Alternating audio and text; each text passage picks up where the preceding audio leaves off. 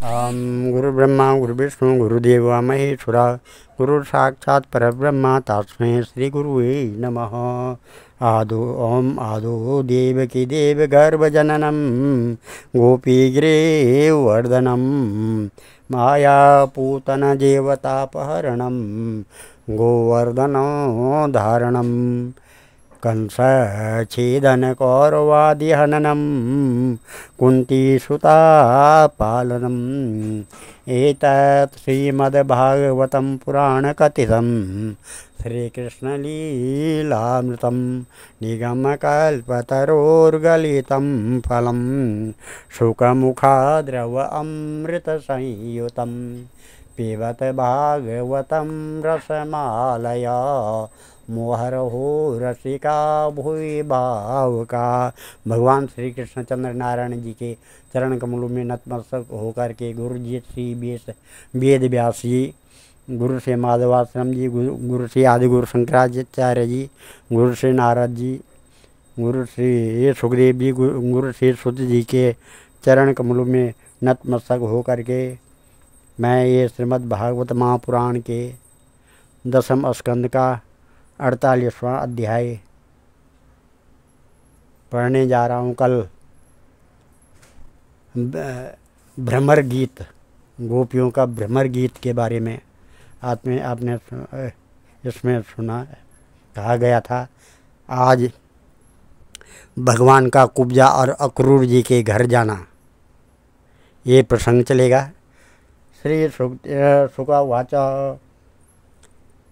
अथ विज्ञाय भगवान सर्वात्मा सर्वदर्शन शैरन्द्रिया कामतप्ताया प्रिय इच्छन् गृहं ययो महारूपस्करेराढ्यं कामोपायोपबृहतं मुक्तादाम पताकाभिर्वृतानशयनासने धूपे सुरविदीप्ये स्नग्धधैरपि मण्डितं मुक्ता गृहं तमायान्तमवेक्ष शासनात् सद्य समुत्थाय हि जात संभ्रमा यथोपसंगस्य सखी विराच्युतं सभाजयामास सदासनादिभिः तथोद्भवसाधुतया विपूजितो नसीद दुर्व्याममभृश्य चासनं कृष्णोऽपि तूर्णं शयनं महाधनं विवेश लोकाचरितान्य अनुव्रत सामज्जनालेप दुकूलभूषणं स्रग्गन्धतामूलश्रुदासवादिभिः प्रसादितात्मोपससार माधवं सव्रीडलीलोत्मितविभ्रमेक्षते आहूय कान्तं नवसङ्गमानीया विसङ्कितं कङ्कणभूषिते करे प्रगृह्य श्रियामधिवेश्य रामया रेमेणुलेपार्पणपुण्यलेशया सानङ्गतप्ता कुचयोरुसस्तक्षणयो जिघ्यन्त्यनन्तचरणेन रुजो मृजन्ति दौर्व्यं स्तनान्तर्गतं परिरभ्यकान्ता मानन्दमूर्तिमजहादति दीर्घतापम्। श्री सुखदेव जी कहते हैं, परीक्षित, तदंतर सबके आत्मा तथा सब कुछ देखने वाले भगवान श्री कृष्ण अपने मिलन की आकांक्षा रखकर व्याकुल हुई शैरंध्री नाम की कुब्जा का प्रिय करने से उसे सुख देने की इच्छा से उसके घर गए। कुब्जा का घर बहुमूल्य सामग्रियों से संपन्न था। उसमें श्रृंगार रस का उद्दीपन करने वाली बहुत सी साधन सामग्री भी भरी हुई थी। मोती की झालरें और स्थान स्थान पर झड़ियाँ भी लगी हुई थी। चंदोवे तने हुए थे, सेजें बिछाई हुई थी और बैठने के लिए बहुत सुंदर सुंदर आसन लगाए हुए थे। धूप की सुगंध फैल रही थी। दीप की शिखाएं जगमगा रही थी। स्थान स्थान पर फूलों के हार और चंदन रखे हुए थे। भगवान को अपने घर आते देख कुब्जा तुरंत हड़बड़ाकर अपने आसन से उठ खड़ी हुई और सखियों के साथ आगे बढ़कर उसने विधिपूर्वक भगवान का स्वागत सत्कार किया। फिर श्रेष्ठ आसन आदि देकर विविध उपचारों से उनकी विधि पर पूर्वक पूजा की।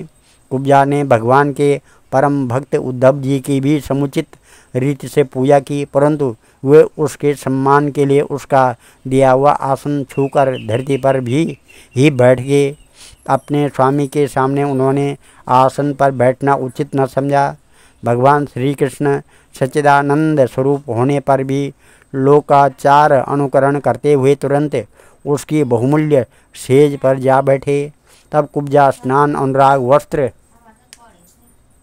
आभूषण, हार, गंध, इत्र आदि, तांबूल और सुदासव आदि से अपने को खूब सजाकर लीलामयी लजीली मुस्कान तथा हाव भाव के साथ भगवान की ओर देखती हुई उनके पास आई।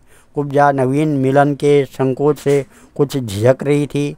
तब श्याम सुंदर श्री कृष्ण ने उसे अपने पास बुला लिया और उसकी कंकण से सुशोभित कलाई पकड़कर अपने पास बैठा लिया और उनके साथ हासो विलास करने लगे। परीक्षित कुब्जा ने इस जन्म में केवल भगवान को अंगराग अर्पित किया था। उसी एक शुभ कर्म के फलस्वरूप उसे ऐसा अनुपम अवसर मिला। शैरेंद्री नाम की कुब्जा भगवान श्री कृष्ण के चरणों को अपने काम संतप्त हृदय, वक्षस्थल और नेत्रों पर रखकर उनकी दिव्य सुगंध लेने लगी और इस प्रकार उसने अपने हृदय की सारी आदि व्याधि शांत कर ली। वक्षस्थल सटे हुए आनंद मूर्ति प्रियतम श्याम सुंदर का अपनी ओर भुजाओं से गाढ़ आलिंगन करके कुब्जा ने दीर्घकाल से बढ़े हुए विरहता को शांत किया। ओम नवहम शैवं कैवल्यमानाथं तम प्राप्य दुष्प्रापमीश्वरम् अंगरागार्पणेनाहु दुर्वगेह दमयाचत आहुष्यतां य पृष्ठा दिनानि कतिचिन्मया रमस्व नोत्सये त्यक्तुं संगम तेम्बुरुक्षण तस्य कामवरं दत्त्वा मानित्वा च मानद सौद्धवेन सर्वेश स्वधामागमनार्चितं दुराराध्यं समाराध्य विष्णुं सर्वेश्वरम् ईश्वरं यो वृणीते मनोग्राह्यं सत्त्वात् कुमनीश्वसोः। इस प्रकार से परीक्षित कुब्जा ने केवल अंगराग समर्पित किया था, उतने ही उसे उन सर्वशक्तिमान भगवान की प्राप्ति हुई जो कैवल्य मोक्ष के अधीश्वर हैं और जिनकी प्राप्ति अत्यंत कठिन है। परंतु उस दुर्भागा ने उन्हें प्राप्त करके भी ब्रज गोपियों की भांति सेवा न मांग कर यही मांगा कि प्रियतम आप कुछ दिन यहीं रहकर मेरे साथ रहें, क्योंकि है कमल नयन मुझसे आपका साथ नहीं छोड़ा जाता है। परीक्षित, भगवान श्री कृष्ण सबका मान रखने वाले और सर्वेश्वर हैं। उन्होंने अभिष्ट वर देकर उसकी पूजा स्वीकार की और फिर अपने प्यारे भक्त उद्धव जी के साथ अपने सर्वसम्मति घर पर लौट आए। परीक्षित, भगवान ब्रह्मा आदि समस्त ईश्वरों के भी ईश्वर हैं। उनको प्रसन्न कर लेना भी जीव के लिए बहुत ही कठिन है। जो कोई उन्हें प्रसन्न करके उनसे विषय सुख मांगता है वह निश्चय ही दुर्बुद्धि है, क्योंकि वास्तव में विषय सुख अत्यंत तुच्छ हैं, नहीं के बराबर हैं।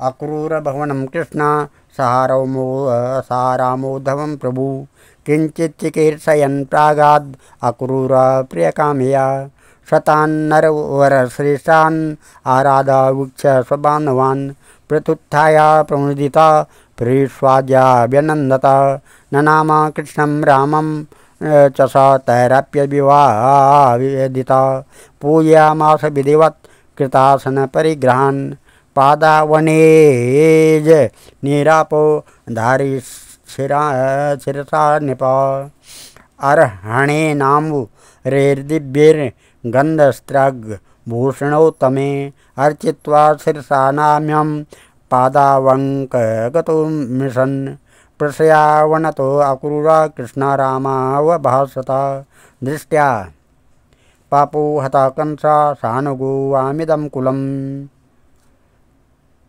भवद्भ्याम् उद्धृतं क्रीड्सात् दुरन्त्यास समेधितं युवां प्रधानपुरुषो जगद्देतु जगन्मयो भवद्भ्यां न विना किञ्चित् परम् अस्ति न चापरम् आत्मसृष्टा इदं विश्वम् मन्वा विश्व स्वशक्तिभिः एते बहुधा ब्रह्मन् श्रुतप्रत्यक्षगोचरम्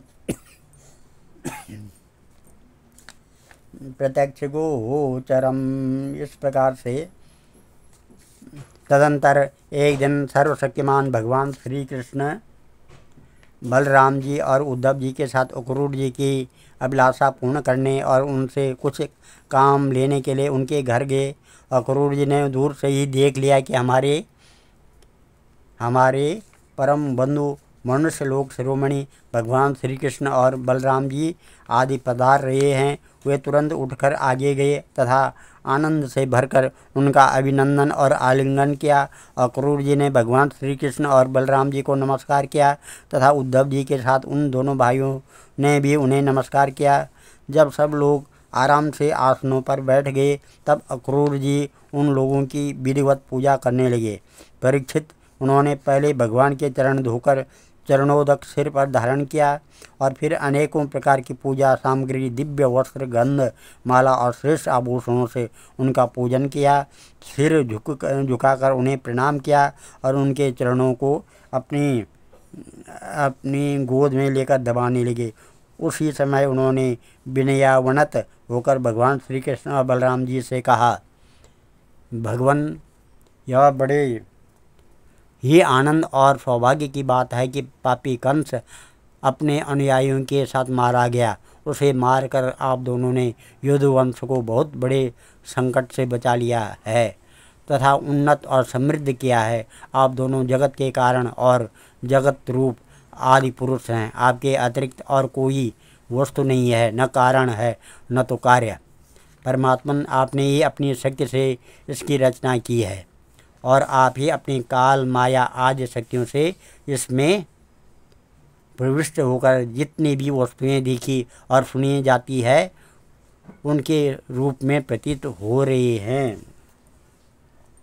यथाय भूतेषु चराचरेषु मय्यादयो योनिषु भान्ति नाना एवं भगवान केवल आत्मयोनि स्वात्मात्म तंत्रो बहुधा विभाति। जैसे पृथ्वी आदि कारण तत्वों से उनके कार्य स्थावर जंगम शरीर बनते हैं, वे उनमें अनुप्रविष्ट से होकर अनेक रूपों में प्रतीत होते हैं, परंतु वास्तव में वे कारण रूप ही हैं। इसी प्रकार है तो केवल आप ही, परंतु अपने कार्य रूप जगत में स्वेच्छा से अनेक रूपों में प्रतीत होते हैं। यह भी आपकी एक लीला ही है। सृजस्यतोलुम्पसि पासि विश्वं रजस्तमं सत्त्वगुण स्वशक्तिभिः न बध्यसे तद्गुणकर्मभिर्वा ज्ञानात्मनस्ते क्वच बन्धयेतु। प्रभु, आप रजोगुण, सत्वगुण और तमोगुण अपनी शक्तियों से क्रमशः जगत की रचना, पालन और संहार करते हैं, किंतु आप उन गुणों से अथवा उनके द्वारा होने वाले कर्मों से बंधन में नहीं पड़ते, क्योंकि आप शुद्ध ज्ञान स्वरूप हैं। ऐसी स्थिति में आपके लिए बंधन का कारण ही क्या हो सकता है? देहादुपादे निरूपितत्वाद्या बहु न साक्षान् विदात्मना स्यात् अतो न बन्धस्तव नैव मोक्ष स्यातं निकामास्त्वयि ने विवेकः। प्रभु, स्वयं आत्मवस्तु में स्थूल देह, सूक्ष्म देह आदि उपाधियों न होने के कारण न तो उसमें जन्म मृत्यु है और न किसी प्रकार का भेदभाव। यही कारण है कि आप में बंधन है और न मोक्ष। आप में अपने अपने अभिप्राय के अनुसार बंधन या मोक्ष की जो कुछ कल्पना होती है उसका कारण केवल हमारा अविवेक ही है।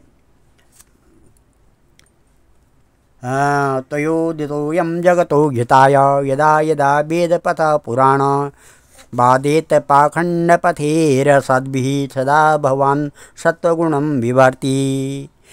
आपने जगत के कल्याण के लिए यह सनातन वेद मार्ग प्रकट किया है। जब जब इसे पाखंड पथ से चलने वाले दुष्टों के द्वारा क्षति पहुँचती है तब तब आप शुद्ध सत्वमय शरीर ग्रहण करते हैं। सतम प्रबोध्य वसुदेव गृहेऽवतीर्णं श्वशांस पारमपने तुमयासि भूमि अक्षोहिणी सत्यवदेन सुरेतरांस राज्ञा ममुष्य च कुलस्य यशो वितन्वन्। प्रभु, यही आप इस समय अपने अंश श्री बलराम जी के साथ पृथ्वी का भार दूर करने के लिए यहाँ वसुदेव जी के घर अवतीर्ण हुए हैं। आप असुरों के अंश से उत्पन्न नाम मात्र के शासकों की 100 अक्षोहिणी सेना का संहार करेंगे और युद्धवंश के यश का विस्तार करेंगे। अद्येशनो वसतय खलु भूरिभागा या सर्वदेव पितृभूत निर्देव मूर्ति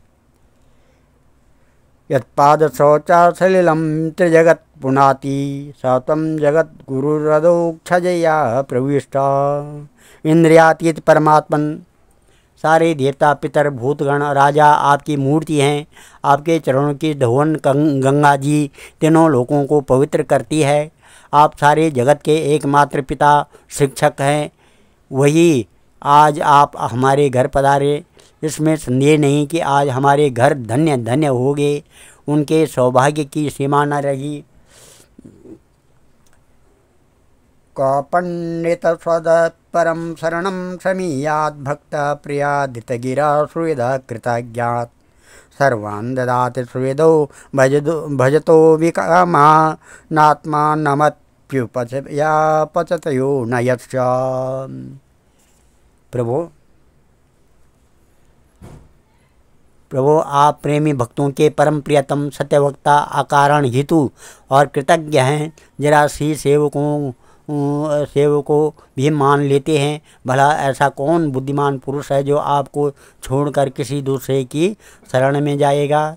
आप अपना भजन करने वाले प्रेमी भक्ति की समस्त अभिलाषाएं पूर्ण कर देते हैं, यहाँ तक कि जिसकी कभी क्षति और वृद्धि नहीं होती है, जो एक रस है, अपने इस आत्मा का भी आप दान कर देते हैं।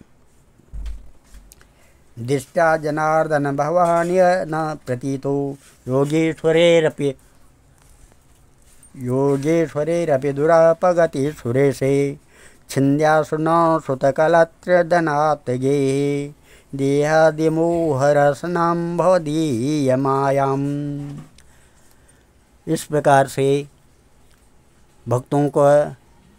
भक्तों के कष्ट मिटाने वाले और जन्म मृत्यु के बंधन से छुड़ाने वाले प्रभु, बड़े बड़े योगी राज और देवराज भी आपके स्वरूप को नहीं जान सकते, परंतु हमें आपका साक्षात दर्शन हो गया।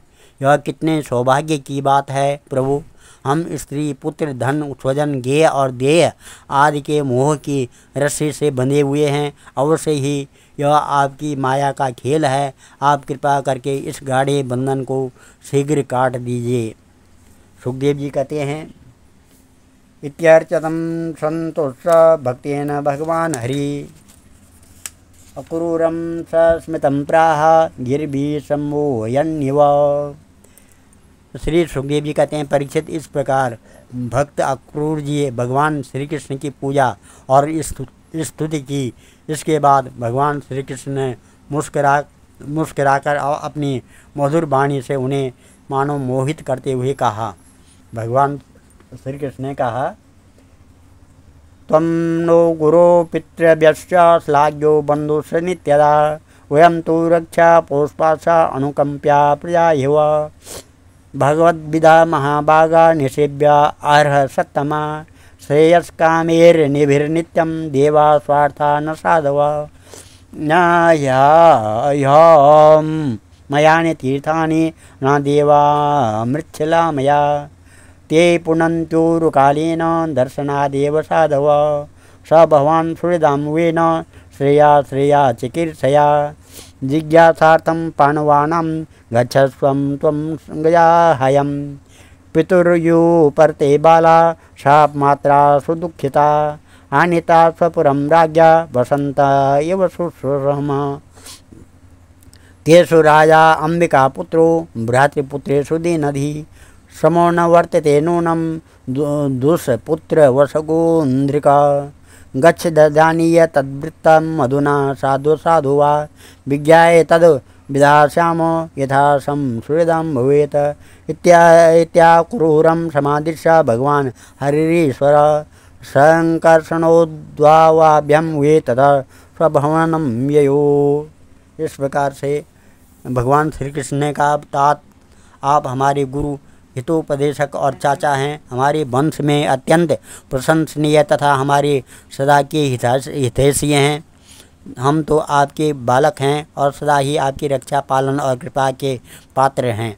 अपना परम कल्याण चाहने वाले मनुष्यों को आप जैसे परम पूजनीय और महाभाग्यवान संतों की सर्वदा सेवा करनी चाहिए। आप जैसे संत देवताओं से भी बढ़कर हैं, क्योंकि देवताओं में तो स्वार्थ रहता है परंतु संतों में नहीं।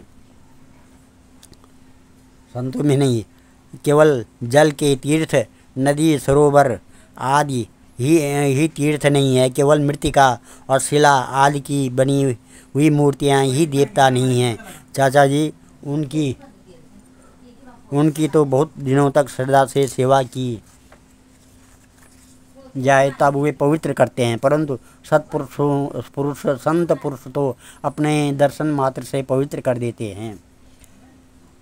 चाचा जी, आप हमारी हितैषी हृदयों में सर्वश्रेष्ठ हैं, इसलिए आप पांडवों का हित करने के लिए तथा उनका कुशल मंगल जानने के लिए हस्तिनापुर जाइए।